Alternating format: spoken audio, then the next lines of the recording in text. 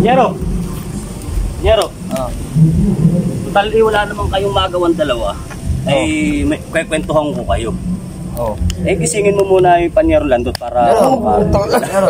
Grabe lang pagkakahampas mo. Ano ba yun? Kwento raw ito ah. Ano ba yun? Tulog eh. May kwento ako, Panyero Landot. Ano mga yun? Kwento na naman, Ganito kasi yan ah. May mag-asawang kuba.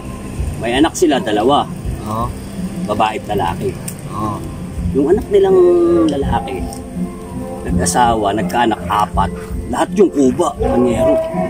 Baka nasa lahin nila yun. Sa lahi nila yun, nasa rugo nila yun. Hindi rin. Puro kuba, edi natural. Nasa lahi nila yun. Gagalit ka na naman. Nagkwento lang ako, Panyero Landot. Napaka-basic naman kasi nung tinatanong ko, natural, nasa lahi. Ganito kasi yan mali. Kasi nung nasa rugo yun. Ganito nga kasi, nung nag-asawa yung anak nilang babae, nung nagkaanak yung anak nila, hindi kuba. Ano nangyari? Hindi kuba. Baka nasa siya ng ano. Nasa kasi na magtataho Hindi. Ganito kasi yan, Panyero. Yung anak nilang babae, ang napangasawa, Reyes, kaya hindi kuba. Kuba pa rin yun, baliw. Sa lahi nga. Nasa lahi nga, nasa rugo nila yun. Dong, tara na! Ano mangyayari? Magkapatid yung dalawa, babae at lalaki. Paano hindi magiging kuba yun?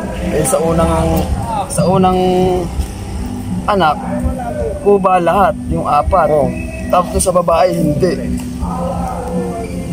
Hindi. Nasin ba naiisip ko? Naisahan tayo ng gunggong. Bakit? Ang sinasabi kasi niya, puro kuba. Tapos yung babae ba yun? Nakapangasawa. Reyes ang sinasabi. Ibig sabihin, Reyes ang apelido ng lalaki. Puro kuba. Kuba ang apelido. Reyes yung lalaki. Di natural, Reyes nga. Ay, sira ulo talaga yun. Gunggong! Panyero, sira ulo ka! Nadali mo kami ron